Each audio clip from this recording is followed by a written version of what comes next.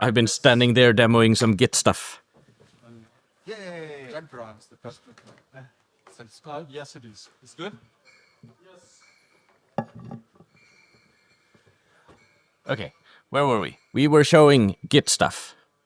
Yeah, so we have done git -- mirror, which gives us a file structure that looks like this. We can say it's easier like this. And this is everything that we have. Oh, wait.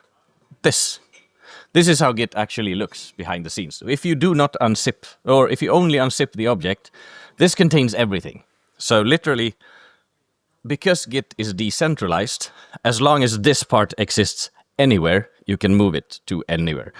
The most common scenario is if you migrate between two Git hosts. So like Justin said, Git hosts, they are basically just implemented Git CLI somewhere. So GitHub is just Git CLI with a fancy GUI and some teeny tiny add-ons, such as pull request. Azure DevOps is just Git CLI with a fancy GUI and some minor features such as pull request and boards and so on.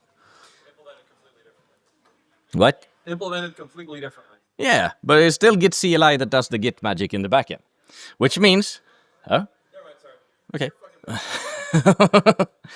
No, which means if we do this, this is actually the only way using these type of objects is the only way we can actually really rewrite history in Git. Because if we do the whole commits history, what it actually does is rewrites the objects inside here.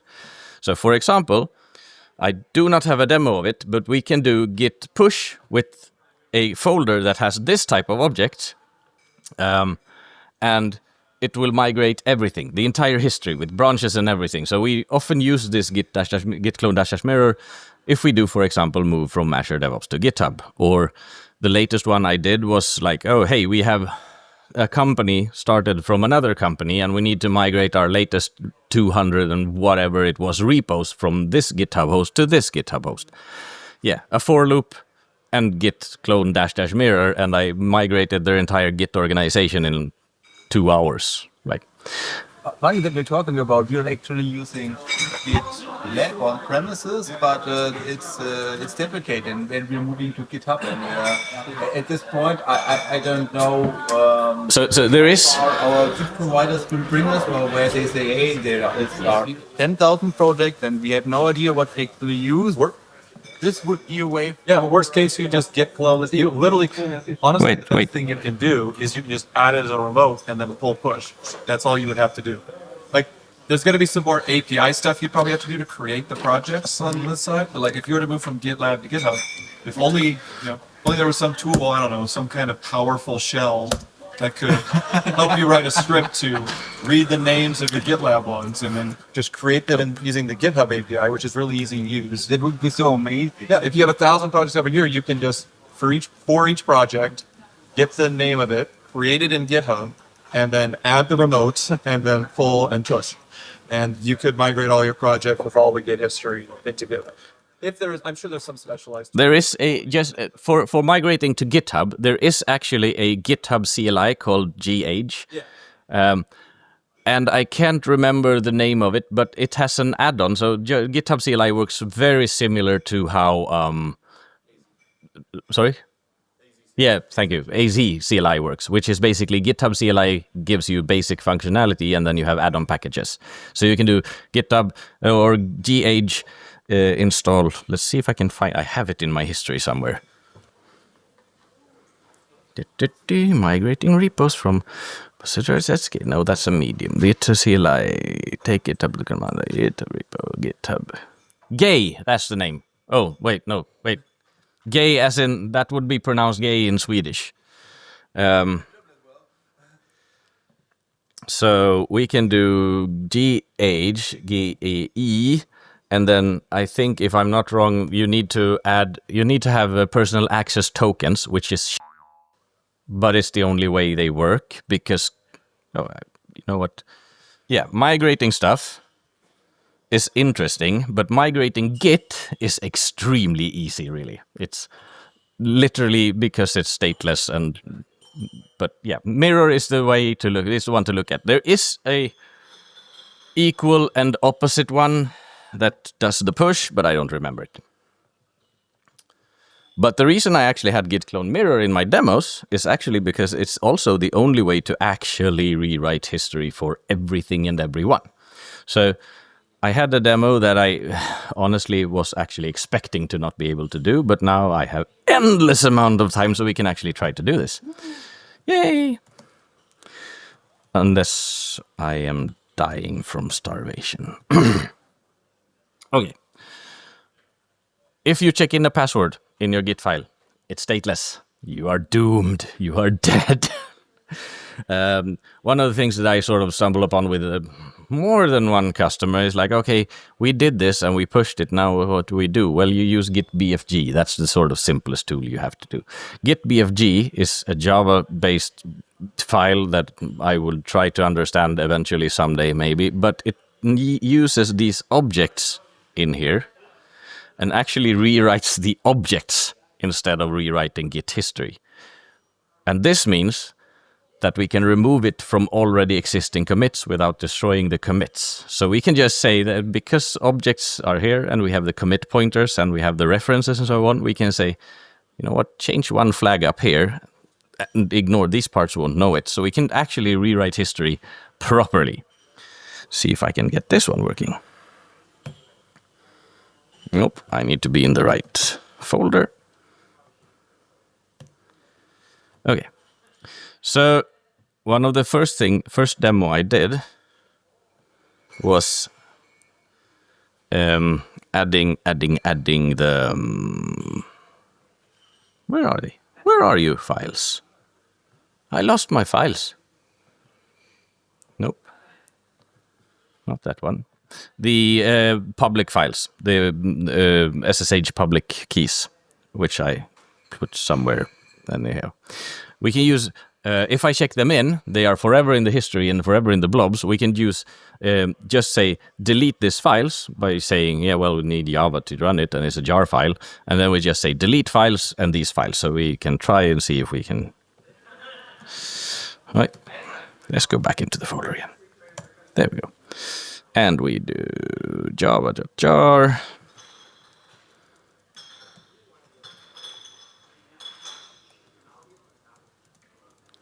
See if it works.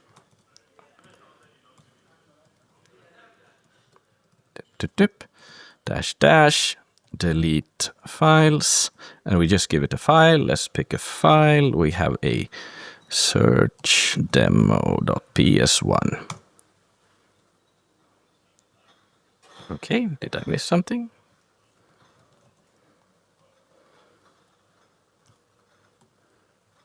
Okay, apparently I'm. Oh, wait. We maybe have to actually connect these two. And we have a Java error because I messed something up. Okay. Yeah. Oh, yeah.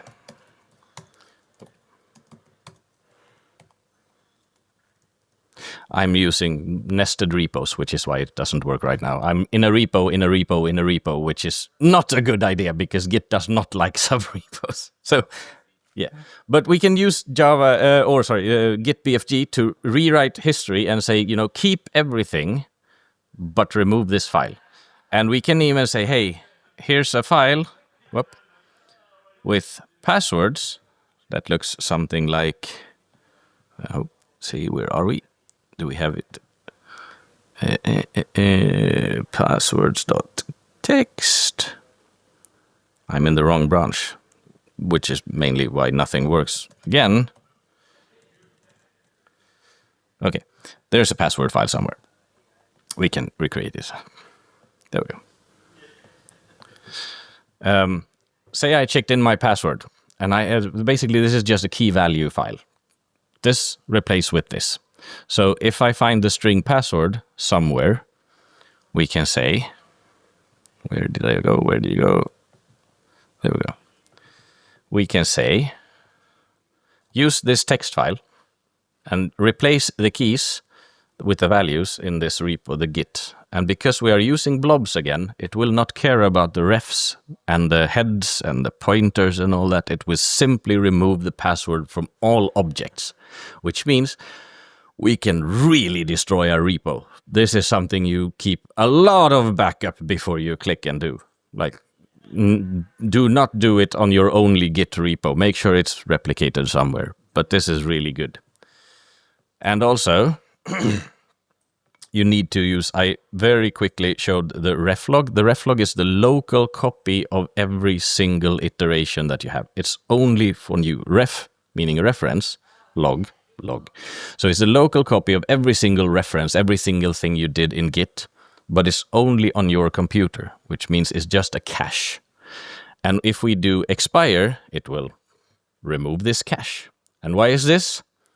Because we rewrote the blobs, and if we do not expire our local cache, well, then there are still existing blobs with our password in. So we have to expire the cache.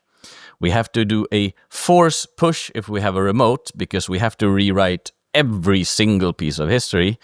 We should do a local prune before we push, which is basically make sure the garbage collection has run. It should have done this when we do expire the reflog. It is included in that, but yeah, doing a sort of hängslen och svångrem in Swedish. You have both your belt and your, what are they called? What?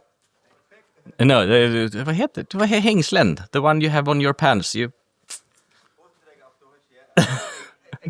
Yeah, you have them both to make sure that your pants stays on whatever you do. In Danish, we would say med bälte och sila. Yeah, exactly. And then the last step when you do such a cleanup is calling your provider.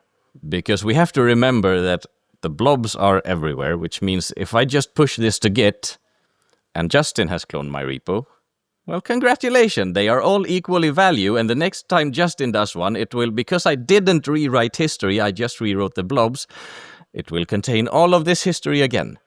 So we can contact, GitHub has a support number written like yay big on one of their pages. Call us if you need to clear out our logs and caches and everything, and that will also make sure that everyone sort of have to do a new pull from your repo. That was actually the reason I had Git Mirror from the start. It's quite a cool tool. It's also extremely dangerous and can mess up everything you do. Basically put in like a flag on the remote side that says like never referred to before this point. Yeah. Okay. Yeah.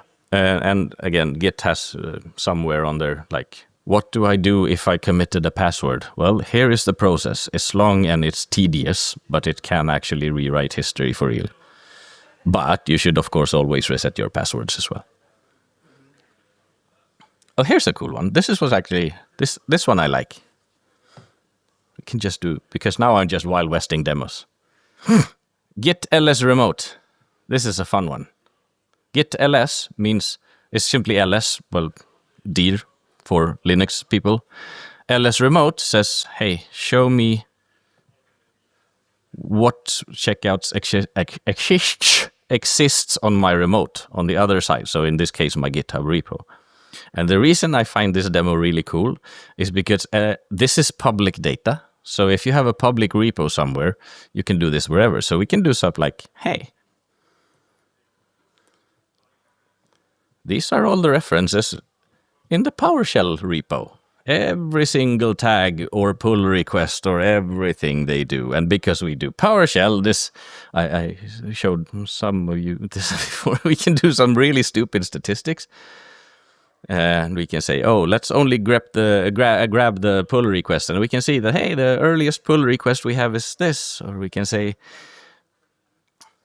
okay, the first pull request that we actually can still see in the repo for PowerShell is number 3. And you can go and check this one out and see. I don't think much exciting has happened in version 3. I mean, we could, of course, do it reverse and say what's happened since then. But, I mean, since we have had 556 merges in PowerShell, I expect something to have happened in those at least. I don't know, maybe. So there's a lot of cool stuff you can do. But this also means that we can say, let's go back and do the original one so I have it. Okay. What the hell? Oh, wait, I'm in the wrong repo again. There we go.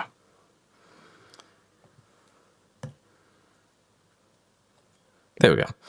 I was like, why do I only have 2? I created like a lot of pull requests and stuff here. Okay, so this is my demo setup, everything I have remote. And I can create local branches and say, instead of defaulting to track, just like when you do git checkout or git clone and then say, go to this branch and fetch it, I can actually create a local branch and say, follow this one instead. So if we have a pull request and want to actually try it out, we can do something like this and say, hey, we have a ref pull down here called 1. Fetch that one from my remote and create a new branch locally called new branch. Check out this branch, or create this new branch locally. And now, suddenly, I have my, in this folder up here, I have the remote pull request checked out, which is kind of cool because now I can actually try and run this. This I use a lot because I have one of the repos where I have a lot of collaborators on, and they gets every now and then I get a pull request, and this has lots of tests, and I can of course run it in a CI/CD pipeline, but I like to just be able to check this out and see how the code runs on my VS Code, and because that's where I'm at home.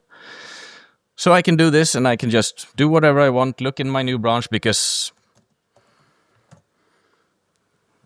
it simply says origin, but it actually does follow if we do this.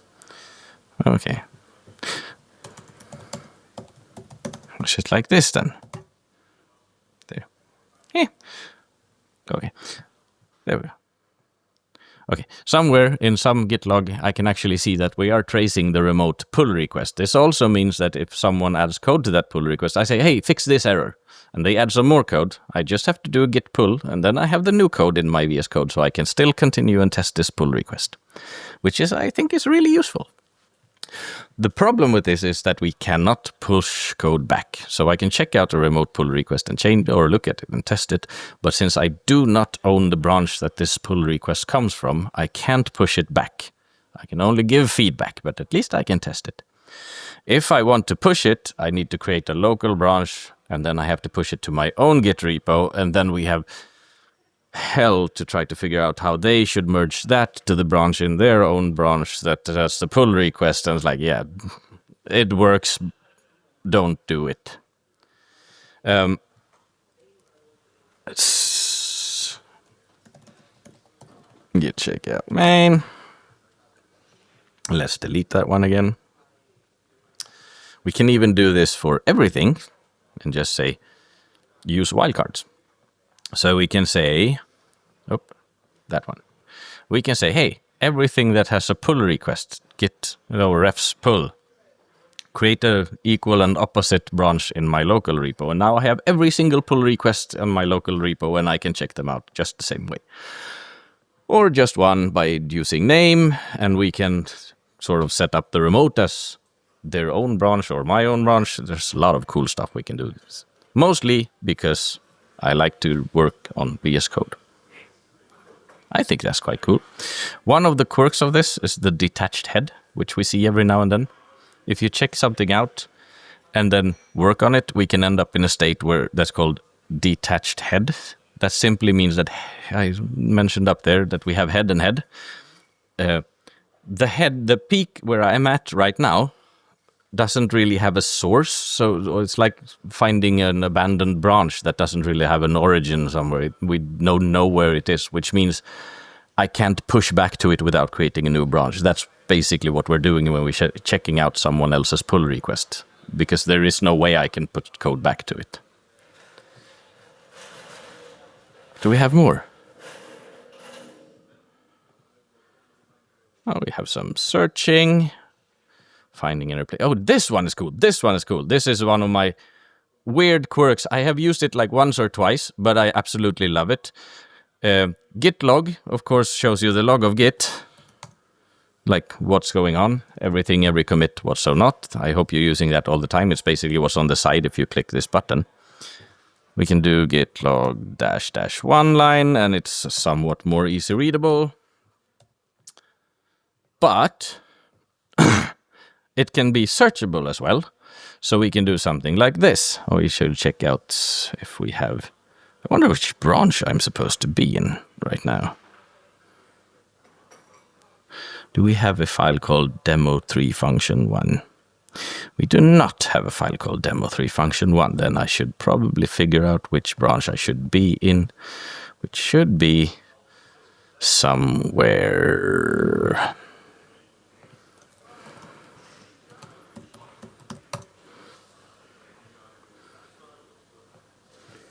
Git check out demo 31.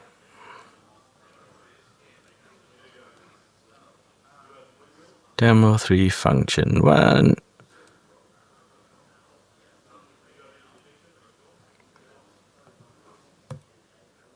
We have some code in here. That's good. Okay. So we can do something like just search for a commit that matches this pattern with the -s flag. But the quirky thing is that Git is case sensitive, PowerShell is not, so we need to remember that, if we search for this instead, it will simply say there's nothing there because it doesn't work that way. But we can also use regex, so we can say, hey, search for this, but using regex, so we don't care if it's capital or lowercase, and we can say, hey, include the actual change and say every change that matches this pattern, and we want to see the pattern of it. This is quite cool. But where it gets really cool, well, we can do follow and say just track this file to history and show me every single change through this history. We can say, hey, I am in the wrong one, but it doesn't matter. We can see if this works. We can say, hey, show me every change on the first 3 lines. Lines between line number, where was I there? Line number 1 and 3. So just, I know that there's a problem on this line, show me everything. This is really cool. But I would need, I would need my actual. I wonder if this will return anything.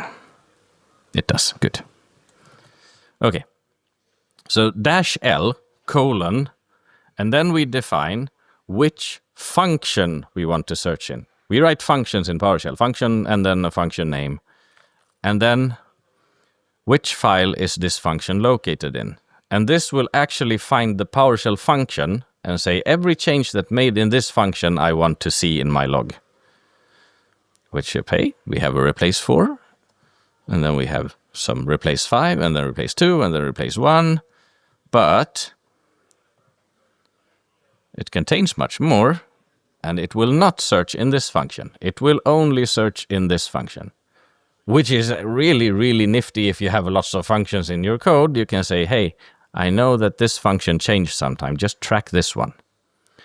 So this is actually one that I use not a lot, but when I don't really know what went wrong somewhere in history, like using -l is quite nifty one. But it uses regex to parse function script blocks.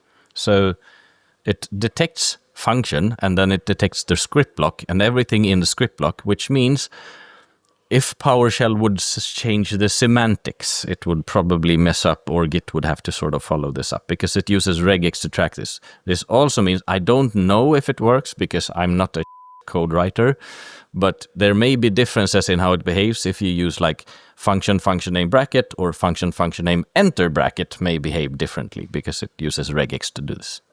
But this is really nifty. This can do recursive stuff as well. And like, hey, this is also one of the things I use a lot, branching. I have 1 million branches, especially if we use release branches or work branches and stuff. Then we can do git grep instead of git log. Git log simply says find this in my current branch log history all the way back. Git grep says just find something, use grep in whatever you get.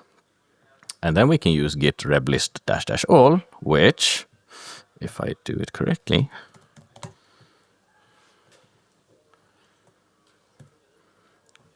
lists every single git commit hash in my history. So I can say, hey, find this pattern, regex this pattern, because this is a regex pattern, because we say -p, in every single commit in my history, in every single branch in my commit history. And it will simply say, hey, in this one we had this, in this one we had this, and we in this file, and so on and so forth. We even get deleted files, which is kind of cool. So if I just know I wrote something with like an Azure function using AZ CLI, this is your friend. This is a really good way of searching stuff in Git. It is kind of cool. It's a really cool tool. Really powerful and really hard to remember everything, which is why I have this kind of documentation file for everything I want to do. Do we have anything more cool? What do we have here? Git Blame. Oh, this is Justin's demo. Ignore Revs. Justin told me about this before.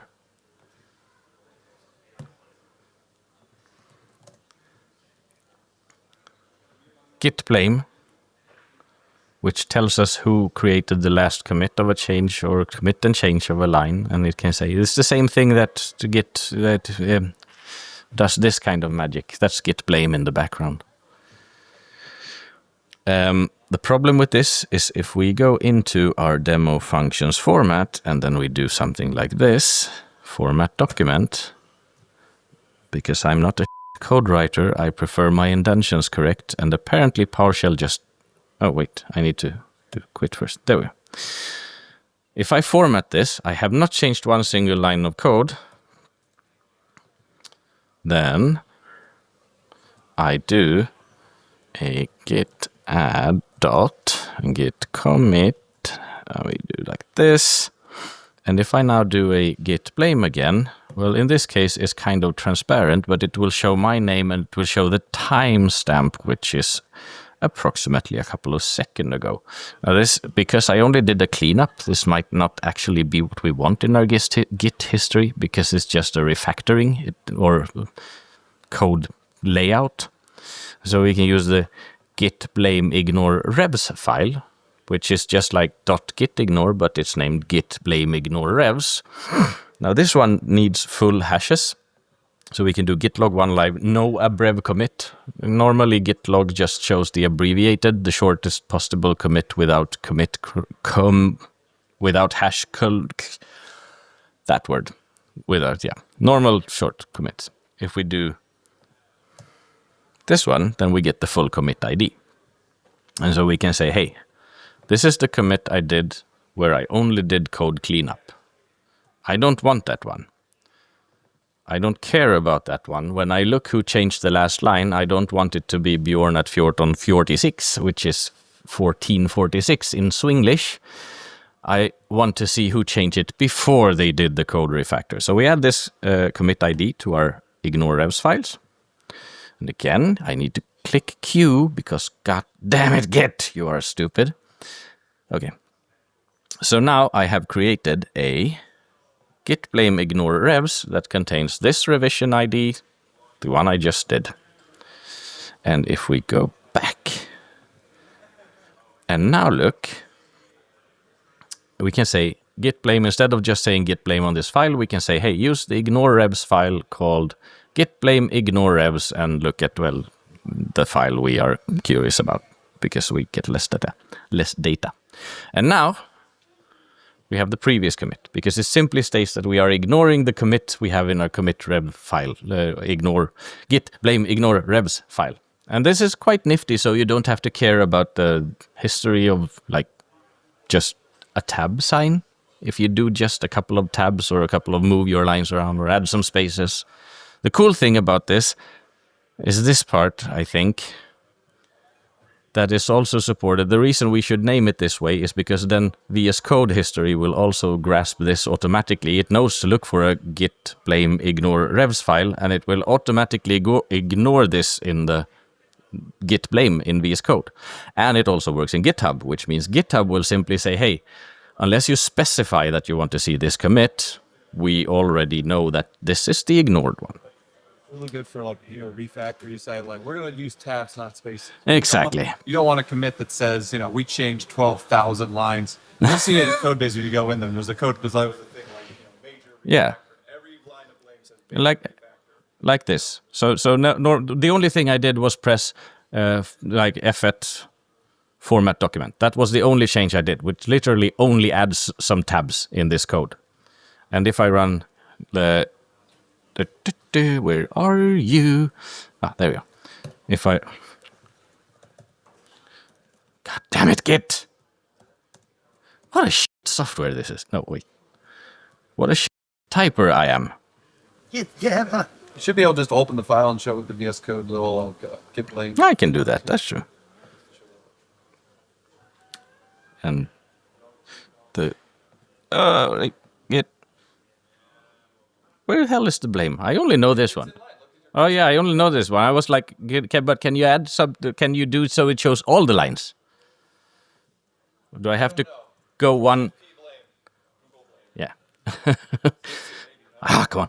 Okay, so we can see now that if I... The thing at the bottom, here says your name 4 minutes ago. That's the same blame thing. In your governor. At the very bottom. There we go. 4 minutes ago. But, okay. You know what? I'm going to do it this way, because this is easier. If I just show you... Yeah, it looks way easier. You have a 7. Oh, yeah. Thank you. If I just show you the Git blame for this, it will say, hey, 1446, that's a couple of minutes ago. And it only, like, if we would say, just show me the changes, it would just literally just highlight tabs. And now, with this, well, this one is still new, because I have set my fixer to add spaces between random places in ways. But the rest of them uses the previous commit, so I don't have to have every single cleanup commit, or tabs versus spaces, or whatever it is we prefer to do. I, of course, need to add it and push it, but yeah, that's the way it works.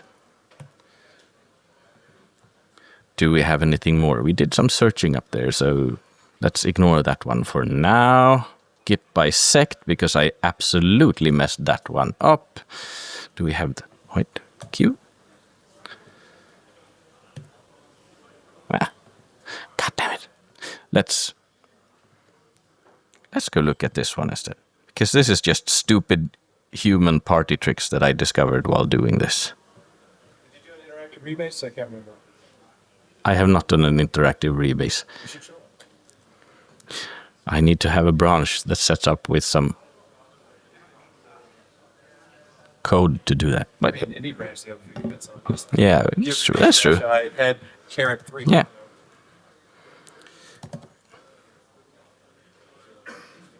Stop blinking, damn it.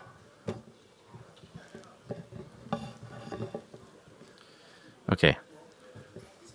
One of the lessons to learn in life is that if you are a public presenter, never buy a Dell computer.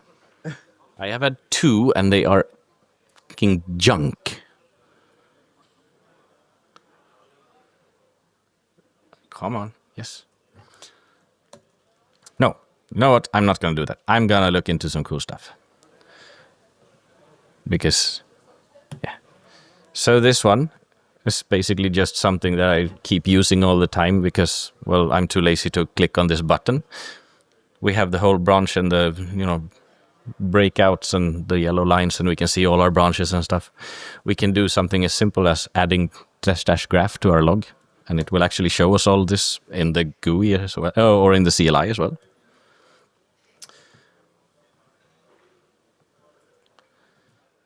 This one I sort of stumbled upon because I wanted to know, is the eternal issue? Is my branch the latest, or have someone pushed to the remote, or where is it? So we can actually do git branch, and then we can actually, in this case, it will only look at my local branches, but we can actually sort those. So we can say, hey, committer date is a metadata property of a git ref. So we can say, hey, sort this in history, in the order of latest commits. And now, instead of just showing my branches, well, this is the first one.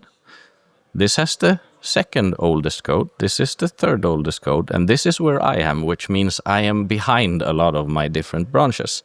So the sorting command is one of those plumbing commands, or sort actually points to a plumbing command, which means lots of Git stuff has a sort parameter, and you can throw all kinds of weird metadata at this parameter and say, hey, sort my Git on whatever I want to. I don't really know why, but we can absolutely do this. But the cool thing about this is because it's a plumbing command, and plumbing commands are private, but since Git isn't private, plumbing commands are public, we can even do column sorting of whatever using Git, which is probably the dumbest thing I have ever done, but I realized we can do the stupidest Excel party tricks using Git, which is, yeah, it's hilarious. We can just sort numbers, or we can do get process, select, expand, name. And congratulations, we have built the most useless way of sorting stuff in yeah. Because Git does publish everything publicly, so we can use these plumbing commands to do just stupid human tricks. I don't know why, but if you hate yourself, do it. Almost as terrible as regex. So the reason we can do this kind of stuff, the sorting, is because we have a lot of lots of metadata in Git. And we can see lots of this metadata if we use git cat commands. The git cat file basically shows us the metadata that is shown when we do a git add and git commit and so on. So we have the commit ID, but we also have the tree. We have the parent, and the parent is really good to have if we need to revert one change, because instead of doing git log and trying to find, I can just say, hey, I know it works now, it didn't work before. Git cat file p head means we have the commit pre4 as a parent straight up. Here we also see the signature that I showed up in my Git demo up there. This is where we store the actual signature of it. Now, we can do a lot of more like search for history and so on. One of the key things in Git is that there are like a million aliases for our references. So instead of writing head, we can just use a @ sign, which is basically head. It says the latest commit or the latest point in time where we're at. And we can use this to refer to history and say, hey, what if I don't only want one, but I want to go back 2 steps in time? I like this is the latest commit. And then we say reverse 2. There are 2 ways of doing this. There's a rooftop and there's another symbol, which I can't remember right now, that basically behaves the same, but depending on how your tree structure, they are quite weird. So I would never suggest doing this to refer to it unless you actually know you have quite a straight line of commit history. But here's also one of the quirks of Git and the fact that Git is a CLI tool that isn't PowerShell. How many that isn't you two know about this one? You are not allowed to be involved in this. Okay, PowerShell has an issue. This is not a PowerShell per se. Okay, PowerShell has a good feature. It's a fantastic feature. That means it parses everything you type on a command line, which makes some stuff work well, or most stuff work well. Sometimes PowerShell gets it wrong, such as when you have an @ sign, which is an actual symbol, a function doing stuff in PowerShell. But in this case, we don't want that. We want it to refer to head, the latest commit in our branch. And then PowerShell has a token that is --%, which means everything after this you should stop interpreting and just toss whatever you get into whatever you have. Ignore parsing this token. So in this case, we're going to say, hey, pretty much the same, but -t means which type is the latest. Okay, Justin, I'm a bad explainer in some way. What's the problem? You know, you can just type HEAD instead of @ sign, right? Instead of what? Replace the @ sign with HEAD for head. It works the same way. Uppercase caps, Git will interpret that as the exact same as the @ sign. Yes. But PowerShell will not interpret this as... And then you don't have to worry about it. I can't hear what you're saying. Come here. Right. Move! Again. What? No, watch. Oops. Your keyboard killed me. You're welcome. Well, yes, that was the whole point of why I told you this. You have aliases for head that we can use. And the problem is, because Git is a tool that's written by the Linux community, one of the quirks of the Linux community, and I hope to God I'm stepping on a lot of toes now, is that they know about documenting stuff. They are terrible at it. No, okay, maybe not that bad. Git is actually really good commits, but a lot of the examples will say, hey, if you want to search back history 2 steps, this is what you get. It's good to know that this is an alias for head, and it's good to know that if you go to them, to the Git documentation and say, I want the documentation for Git cat file, this is the actual demo they're showing. And believe me, I was like, what the f***? Not a valid object name at 2. And I'm like, it took me quite some time before I was like, wait, this has a different color. PowerShell is messing with my head. Shoot. I'm sorry. Yes. It's okay, Justin. It's a good example of the exact thing I wanted to show. Sometimes, in order to use Git terminology in PowerShell, we need to add the stop parse token. This was the sort of point of the demo, damn it. Yes? Another classic example is when you're trying to enumerate a range of commits for like a log output, for example, and then you do ... because Git accepts Yes. that, but that's also a valid operator in PowerShell. Yes. So every now and then when you run Git CLI, you will end up in strange error messages. Trust me, I've seen, like, Git is, error handling is, yeah, like I said, I hope to God Linux people gets angry when I say you are terrible at documenting stuff. Because every now and then you get this weird angle. That's another one that I showed the demo of earlier, or I showed some parts of the demo. When you do searching for a file, if you type that file with the wrong capitalization, the answer will be, we found the file, but it does not exist. Wait, what? And literally translates to, yet we found a file in the Windows. When we use the Windows parser thingy-majig, we found a file, but it does not exist in the Git history, because Git history is case sensitive, but the file system isn't. Which is the dumbest error message ever. But yeah, welcome to the world of Linux stuff. Okay, what do we have mere? I'm very Swinglish today. Which Swinglish? Yeah, here we have, like, yeah, the head instead of, so we don't have to use this. This is actually one of the things that I quite often use in CI pipelines. To sort of get the differences between random checks. In this case, we say, hey, check 2 commits behind and say, give me every change for the 2 commits. We can show some lesser ones. If we do like this, now we only have the file names and how much have changed for them. See, I think we have it somewhere. Nope. So let's just add it then. Git diff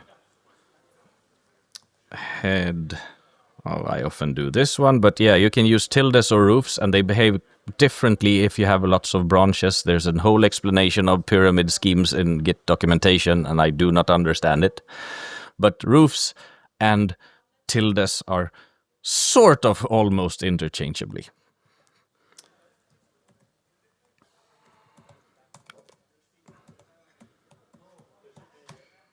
This one. This is the one I use, probably the most used Git command in a command line. Or, sorry, in a CA pipeline. For me, at least. Give me the files that has changed in this last commit. Just the file names, and then I can do whatever I want with them.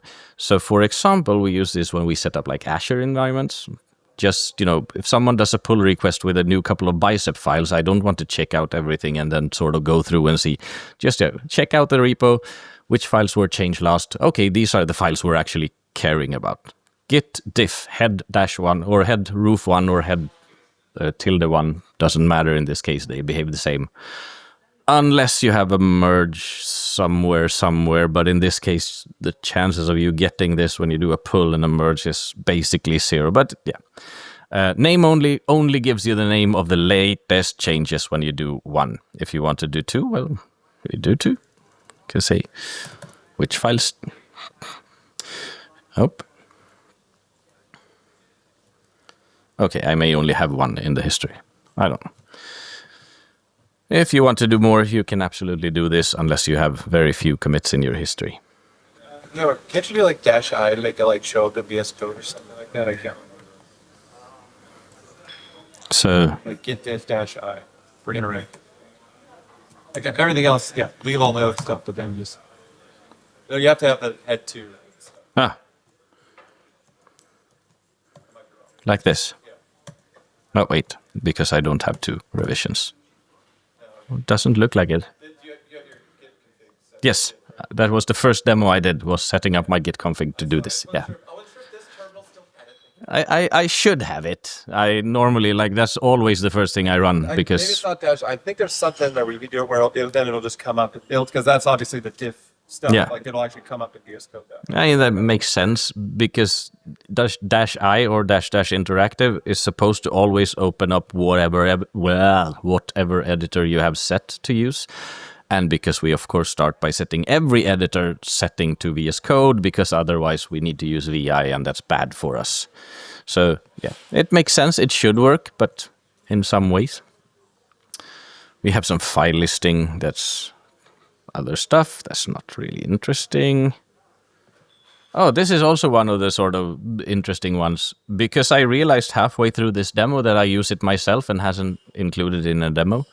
Git rev parse, which simply says parse this Git repo and give me some data about it. So in itself, it actually outputs nothing. This is because rev parse is a plumbing command, not meant to output anything. It's basically meant to say to other Git commands that, hey, if you run a Git command, you need to know where the root folder of this Git path is in order to do Git stuff with this path, because we need to have relative paths. So it does have show top level. And git rev parse show top level always shows the root folder where this Git repo starts. And that helped me quite a lot when I did the setup for this demo. Yep, wait. Interesting. I wonder why I wrote that one. Because somewhere in here, I start by creating my own repo, subrepo, and I need to go up, and then I need to go down into that new subrepo, and I need to know where the root of all these repos are. So, the very first thing I do is this. Wait, that was cluttery? I clear, more clear than eyes. There we go. So if you want to know where your setup file is located, you can use join path and git rev parse. It's one of those quirky little party tricks that I keep stumbling on upon. We can also do relatives and say, hey, top level is ./ because, well, that's the relative root of where the folder I am right now. So we can actually get relative folders to the roots and so on. So it's quite cool. And the last one I actually have is this one, because it's one of those tools that's commonly forgotten included in Git. We have lots of nice GUIs, and the first thing I said up there before I crashed my demo was we shouldn't use GUIs in this, but this hardly counts because it's included in Git. And it can do a lot of this stuff for us. So we have the whole branching display, and we can say, hey, diff this with selected, or like this. And we can have the diff checks, and we can check it out, and we can do a lot of cool stuff with GitK, which is basically just the Git graphical GUI for showing all the same stuff we have in VS Code. And I, for one, tend to forget this one exists, which is mainly why I have it as well in this file, because if you sit there and don't have VS Code, and I admit, I have customers that only have PowerShell 5, and I'm not allowed to install stuff on their computers, but I have Git. There's still a good GUI to actually show me all this. We even have the metadata of all commits, as I showed in the ls files things and so on. So we can do all kinds of cool stuff with this as well. Or no, we can't. We can't do a lot of cool stuff. We can see a lot of the cool stuff in this file as well. And that was actually the last demo I had, which means my 45 minutes turned into 2.5 hours. That's well planned. Okay, thank you. You should really eat your lunch. What? Well, you said, shall we continue? Hell yes, we shall continue. I wonder if I had something cool in here. Play No. the same song again. One more time. No, thank you. Oh, I have a Visual Studio window here. Interesting. Yes. Git is hard, you will still mess things up. Ghost tool install? Sorry? Oh. Functionalities. Do you have the Ghost tool installed on your computer? Course. What the hell are you? What the hell are you all about? I actually try to install as few tools as possible, which is also why my CLI, my command line, I have one change. You have all these demos here showing like I have fires and graphical GUIs, and I have one thing, and that is the PoshGit module to show me how many changes I have. The reason is I work with customer computers, and eventually I will sit by a computer that I cannot install stuff on. And it's good to know that, okay, at least a basic understanding of how it should look is good. So Can you download and install on this one? I can absolutely go ahead. No, I- please stay here. It's cool. Just Do you have a don't, browser? Don't go to no history. No. Oh, that's good. That's not the best. Nobody uses that anyways. Exactly. That's the download Firefox browser. Yeah. Yeah. So this one is actually. Sorry. Peace. That is fancy.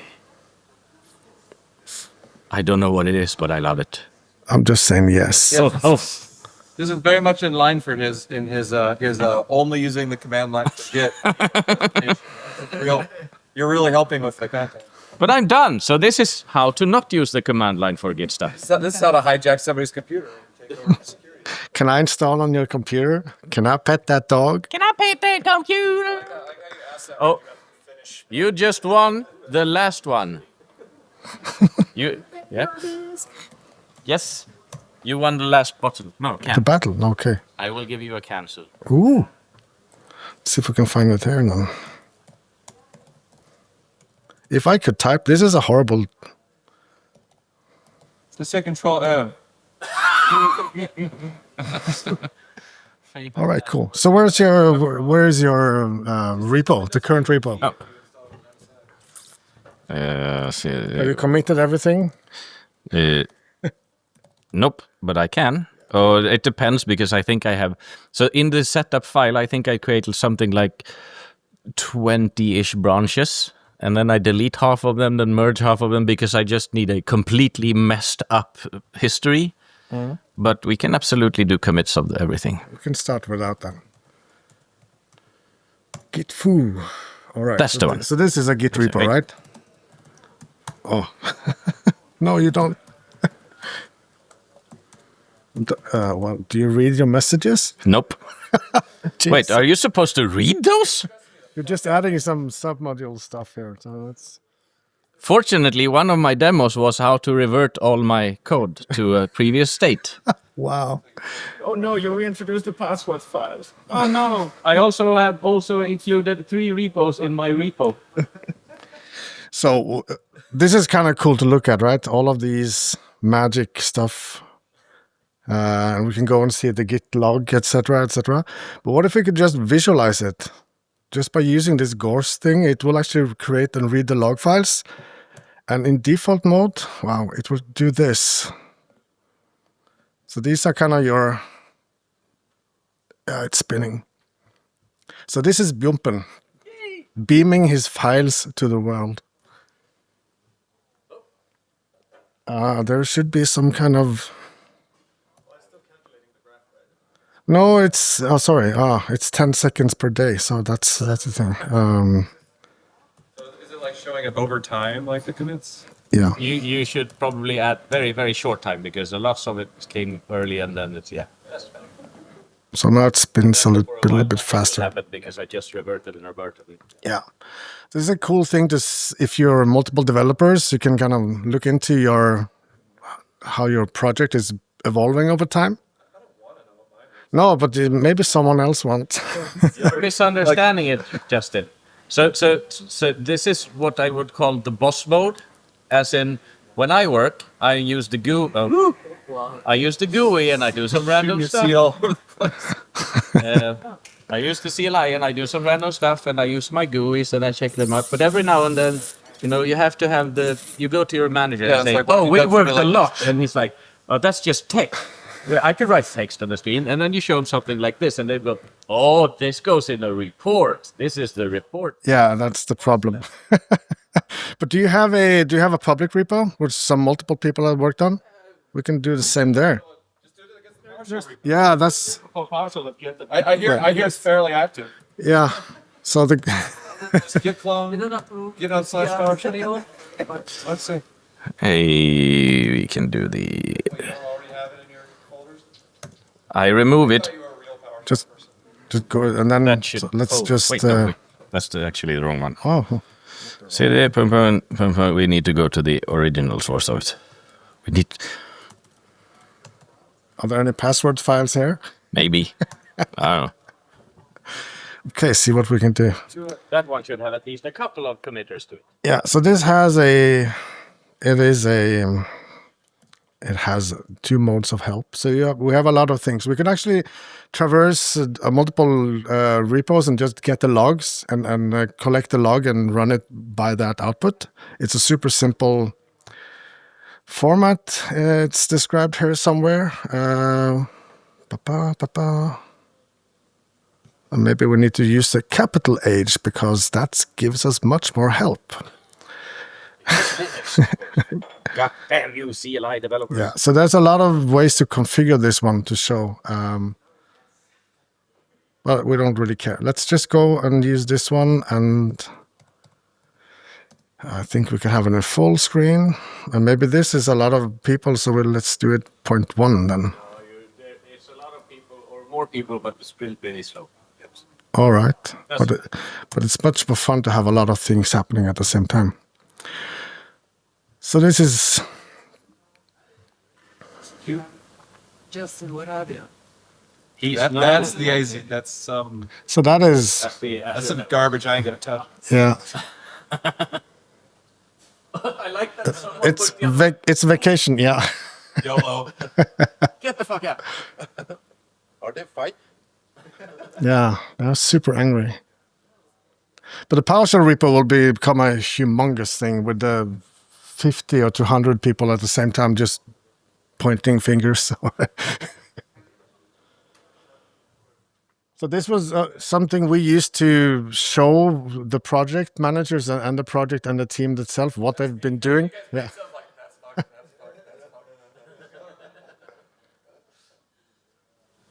But this is actually quite cool. I think this fun. That's very neat. Thanks, Zach. That was neat. There should be a switch to like take the various fireworks when it's not. Yeah. Yeah. You can tweak a lot of timestamps there and how you want to do it. And you can even add on a caption file. So at a certain point in time, this is version 1, or now Björn joined the team, or Göran left the team or something, last commit or etc. Definitely boss mode. Yeah, this is boss mode. This is cool. Now there's a lone developer left. You people, I will come back eventually and give you love again. I'm lonely. It actually looks like two people trying to avoid each other. Yeah. How much can we do without looking in the eye, right? Can you add comments like they say something? Like, oh, holy shit, no way. There's a lot of things you can do. You can add, yeah, there's a lot of things you can do. But you can also ask this guy if he wants to add something for you. So this is a pretty cool and easy, yeah. Oh, it supports SVN as well. Yeah, it supports a lot of things. Oh, sorry. But the thing is, it takes a format, a standard. This is kind of a line. So it builds up of a timestamp, a name or a character, and an action, typically add, remove, modify, and then a path. Meaning that you can tweak this and have all of your repos for the whole team, and you can kind of have them displayed on the same screen, and that is pretty cool. Yeah. Gors.io.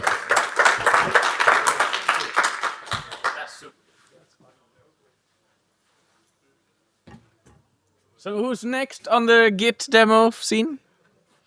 Open Git? No, wait, we shouldn't. That's maybe something else.